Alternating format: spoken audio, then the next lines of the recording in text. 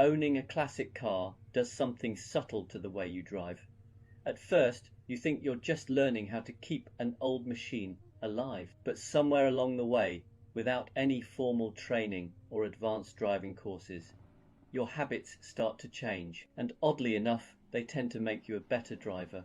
Even when you're back in something modern and sensible, here are 3 of them. The first habit is listening.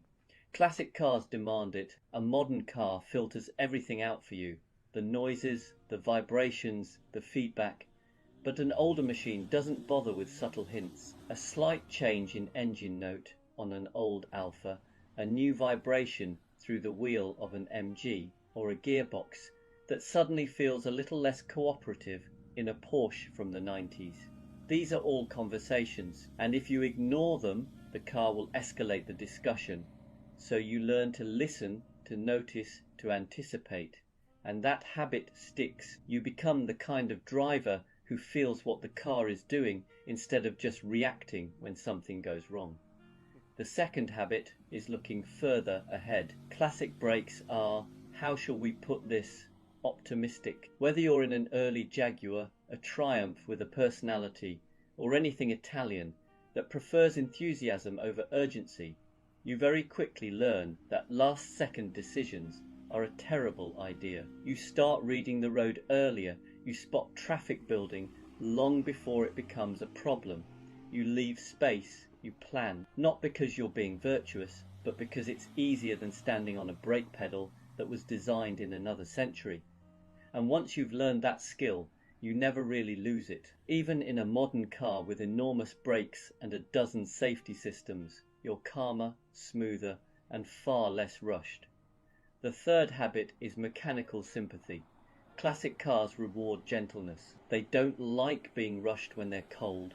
They don't appreciate aggressive gear changes, and they absolutely remember if you've been unkind to them. So you adapt, you warm things up properly, you shift more smoothly, you drive with intention rather than impatience. Whether it's a softly sprung French saloon, a slightly grumpy British roadster, or an air-cooled Porsche that prefers things done just so, you learn that respect goes a long way. And here's the interesting part, that mindset transfers. You drive modern cars more smoothly, you waste less energy, you feel less stressed, you arrive more relaxed, even if you didn't arrive any faster.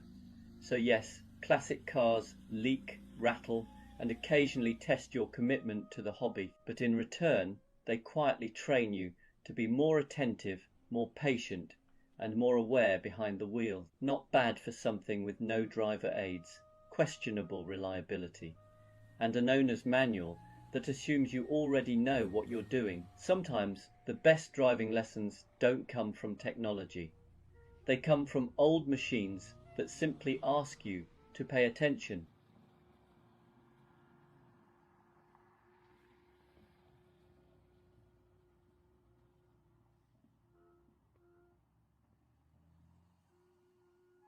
If you're thinking about your next car, you've probably been told to be sensible, something efficient, something reliable, something that pairs nicely with a spreadsheet. But there's a quiet, rebellious alternative. One that smells faintly of petrol, makes interesting noises, and occasionally asks for patience instead of blind faith. An old and interesting car. And here are 3 reasons why it might be the best decision you'll ever justify to your friends. Reason 1. Old cars have personality. Modern cars are very good, almost suspiciously good. They start every time, isolate you from the outside world, and politely beep if you look like you're having a thought of your own. An older car doesn't do that. It communicates differently. A classic Alfa will tell you how it's feeling through the steering wheel. An MG might rise up theatrically before it's ready to leave. A classic Rolls-Royce won't just go around a corner, it will discuss it with you first. You don't just drive these cars, you negotiate with them, and somehow that makes every journey more memorable. Reason 2. Old cars make ordinary moments feel special. A trip to the shops in a modern car is an administrative task. In something older, it becomes an event. You park a classic Mini or an old Mercedes, and suddenly strangers want to talk to you. People smile. Someone tells you they had one just like that in 1988 and regrets selling it every day since. Old cars turn errands into stories. They slow you down just enough to notice where you are, what you're doing, and why you bothered leaving the house in the first place. Reason 3. Old cars teach you useful life skills, patience, listening, improvisation, carrying a small but emotionally significant collection of tools. An old Volkswagen or Alfa doesn't break to punish you. It breaks to teach you humility. It encourages you to understand how things work, or at least to develop a healthy relationship with your local mechanic. More importantly, old cars cure you of the illusion that everything should be instant and perfect. They remind you that progress isn't always about speed. Sometimes it's about connection. Now, are old cars practical? Not always. Are they efficient? Rarely. Will they test your optimism at inconvenient moments? Absolutely, but they give you something modern cars can't, a sense of involvement. A feeling that you're part of the process, not just cargo being moved from one place to another. So if you're choosing your next car, maybe don't ask what's fastest, newest, or most sensible. Ask what will make you smile on a quiet road.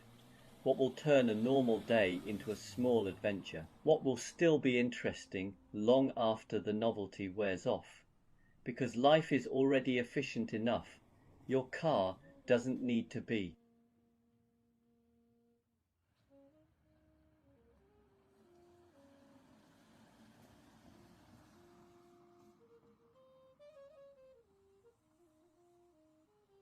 There's a quiet bond between people who own classic cars. You can spot it almost instantly. It's not about money or performance figures or even good taste, although we like to pretend it is. It's about shared experiences that make absolutely no sense to anyone else. And there are 3 in particular that only classic car owners truly understand. The first is this: the key turn moment. Modern cars start when you ask them to. Classic cars consider it. There's always a pause, a half second, where the engine thinks about its life choices. You turn the key in an old Alfa Romeo or a Triumph and you listen, not casually, but with the focus of a bomb disposal expert. Is that a healthy crank? Is that a confident cough? Or is that the sound of today being one of those days? Every start is a small emotional journey, and when it fires into life, you feel a completely unreasonable sense of personal achievement. The second thing only classic car owners understand is the relationship you develop with smells and noises. A faint whiff of fuel in a Jaguar, that's character. A new rattle in an old Porsche, that's a conversation starter. You stop thinking in terms of, is something wrong? And start thinking in terms of, is this noise new, louder, or merely expressive? Your car becomes a living thing with moods, habits, and the occasional tantrum. You don't panic, you diagnose, you negotiate, and sometimes you just turn the radio up and promise to look at it later. And then there's the third thing: strangers. Classic cars turn you into a public service. Petrol stations become social events. Someone will always say, I used to have one of those, even when it's a Renault they very clearly never owned. People will tell you about their uncle's MG, their neighbour's Volvo, or the one that got away in 1987. You'll nod, smile, and listen, because you're part of a rolling museum now, whether you like it or not. What's funny is that none of this feels like a burden once you're in it. The quirks, the conversations, the unpredictability, they are the point. Classic car ownership isn't about perfection, it's about participation. You're involved, present, and occasionally late. And that's why classic car owners understand something most people don't.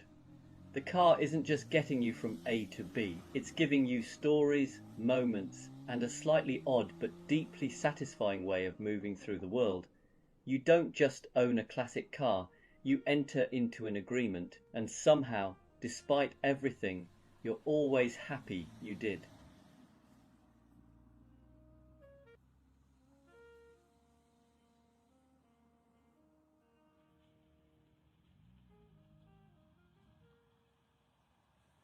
Owning a British classic car is a bit like living with a polite housemate who smiles warmly, makes excellent tea, and quietly rearranges your life while you're not looking. You think you're in charge, you're not, and if you listen closely, you'll realize your car is plotting against you, not out of malice, but out of tradition.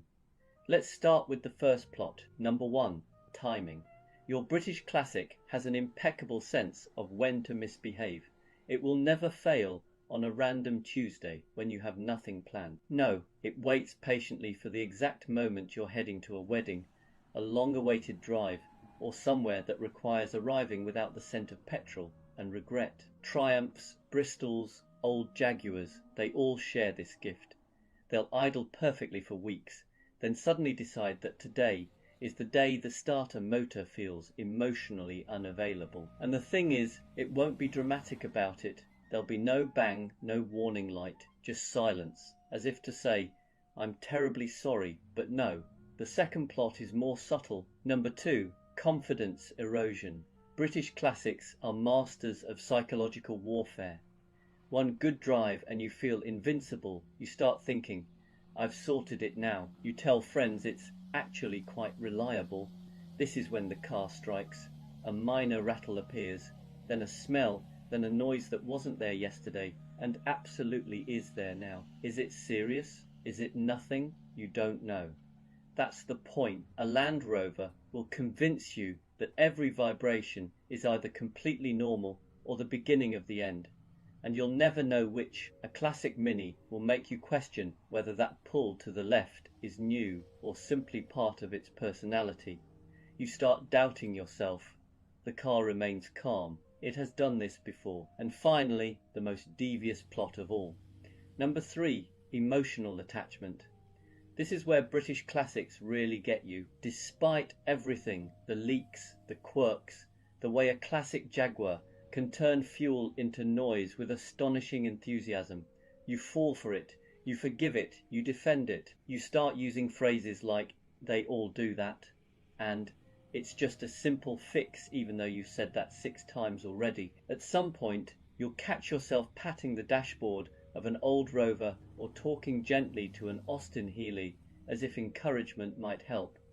And oddly enough, sometimes it does, or at least it feels like it does. That's when you realize the plot has succeeded. You're no longer an owner, you're a caretaker, possibly an accomplice. But here's the twist. This isn't really sabotage, it's a relationship. British classics don't want efficiency. They don't want speed or convenience. They want attention. They want patience. They want you to slow down, listen, and accept that perfection was never the goal. So yes, your British classic is plotting against you, against your schedule, your certainty, and your spare cash. But it's also plotting for something quieter and better. Fewer rushed journeys, more stories. And the kind of memories you only get from a car that occasionally refuses to cooperate. And honestly, you wouldn't have it any other way.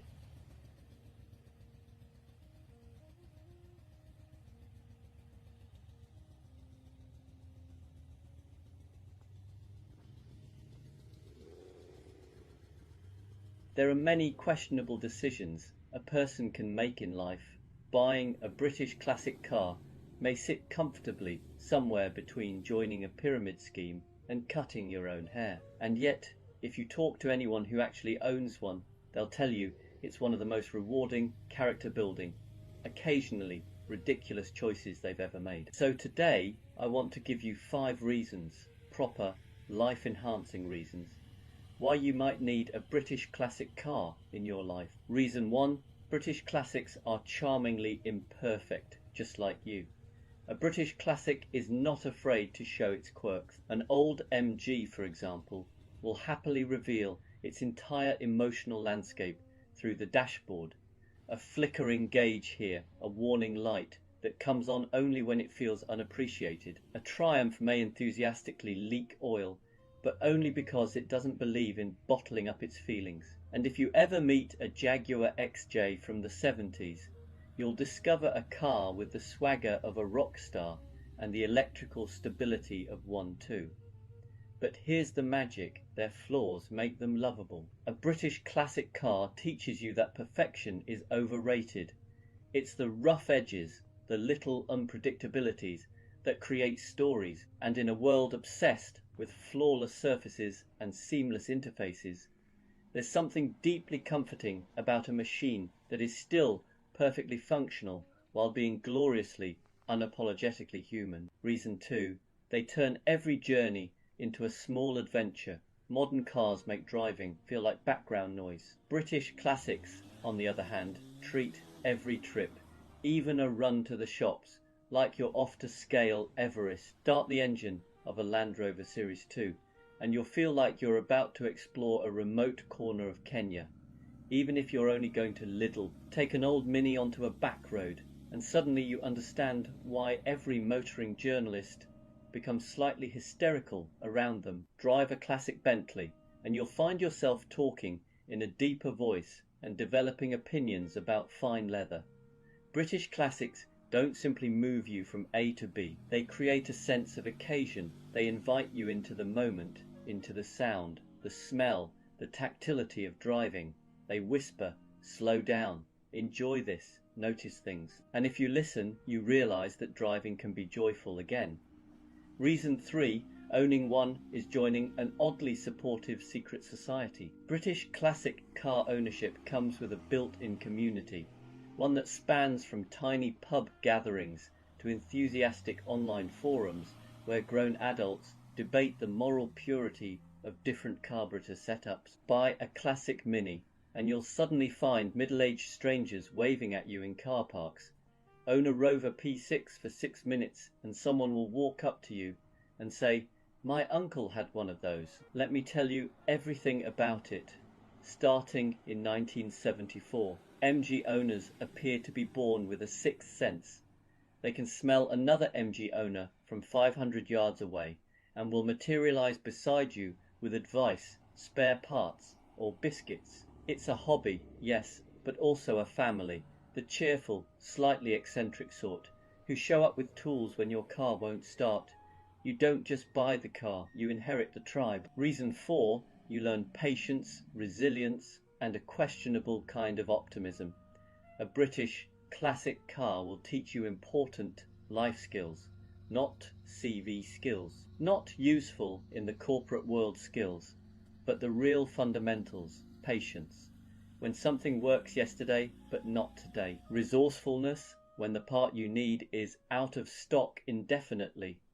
And optimism, when you see a puddle under the car and think, it's probably fine. There's a special kind of self-growth that happens when you try to understand 40-year-old Lucas Electrics, often referred to respectfully as the Prince of Darkness, which should tell you everything you need to know, yet somehow you manage, you adapt, you learn the car's language, you celebrate small victories like a monk achieving enlightenment, and over time you realize the car has made you calmer, more patient, and better at shrugging off life's little inconveniences. Reason 5, British classics have personality, real unapologetic character.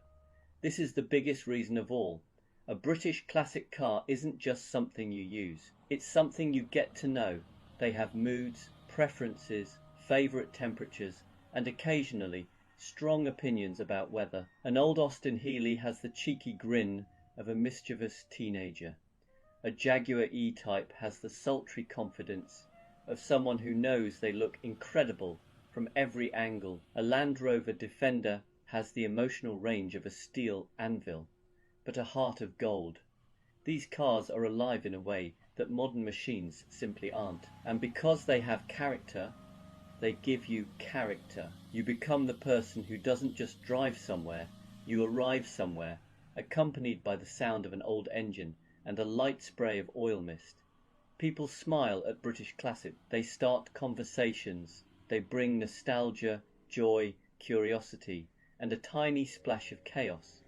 And let's be honest, the world is better with a bit of chaos in it. So why do you need a British classic car? Not because it's sensible, not because it's practical, but because it adds colour to your life. It slows you down, toughens you up, and makes everyday moments feel cinematic.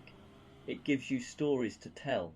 It connects you to people you never would have met, and it reminds you, gently, persistently, that life doesn't have to be perfect to be wonderful. A British classic car will frustrate you, enchant you, challenge you, and occasionally leave you stranded.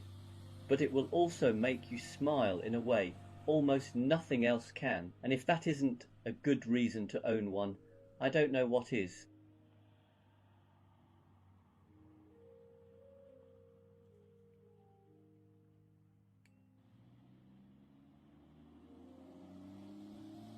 Classic cars attract many wonderful things: admiration, nostalgia, and unsolicited advice from strangers at petrol stations. They also attract myths, persistent, confident myths, the kind delivered by someone who hasn't owned a classic car since 1987, but feels very strongly about it. So let's gently put a few of these to rest. First myth: classic cars are incredibly unreliable. This one usually comes from someone driving a modern car with 3 warning lights on and a software update pending. The truth is, most classic cars are very honest. A classic Mini, a Triumph, or an old Mercedes will tell you exactly what's wrong, often audibly, sometimes aromatically. Modern cars, by contrast, prefer vague threats and cryptic symbols. Reliability isn't about age, it's about maintenance, sympathy, and occasionally accepting that Italian electrics have personality. Second myth: you have to be rich to own one.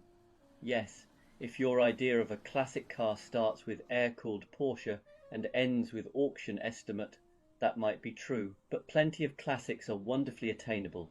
An old MG, a Rover, even a slightly scruffy BMW from the 90s can be cheaper to run than a modern finance agreement. The real cost isn't money, it's time, patience, and the willingness to Google things like, why does it only do this when it rains? Third myth: classic cars are terrible to drive. This is usually said by someone who expects a 1970s Alfa Romeo to feel like a new Golf GTI. Classic cars don't isolate you, they involve you. You feel the steering, the road, the decisions you've made in life that led you to this moment. And once you recalibrate, many classics are an absolute joy. There's a reason people still talk about how a Porsche 911 feels, or how delicately a well-sorted MG flows down a country road. Next myth: they're just toys for old men. Yes, there are flat caps, but there are also young owners, artists, engineers, and people who simply like things with character. Classic cars aren't about age, they're about taste, and possibly stubbornness. Anyone who keeps a Lancia running in the modern world is not clinging to the past. They're committing an act of quiet rebellion. Another favourite: classic cars are bad for the environment. This one's more nuanced. Yes, they're not exactly carbon neutral, but most classics do a few thousand miles a year at most. They're repaired, reused, and kept alive rather than scrapped and replaced every 3 years. Sustainability isn't just about what you drive, it's about how often you replace it. A well-loved old Volvo, still going strong, has arguably done its bit. And finally, the biggest myth of all: classic car ownership is stressful. It can be frustrating, yes, but stressful. Only if you fight it. Once you accept that a classic car operates on its own schedule, something shifts. You stop rushing, you listen more, you plan better. In a strange way, these old machines teach you to slow down, and that might be their greatest gift. So maybe classic cars aren't impractical relics after all. Maybe they're reminders that not everything needs to be fast, perfect, or efficient to be worth keeping around.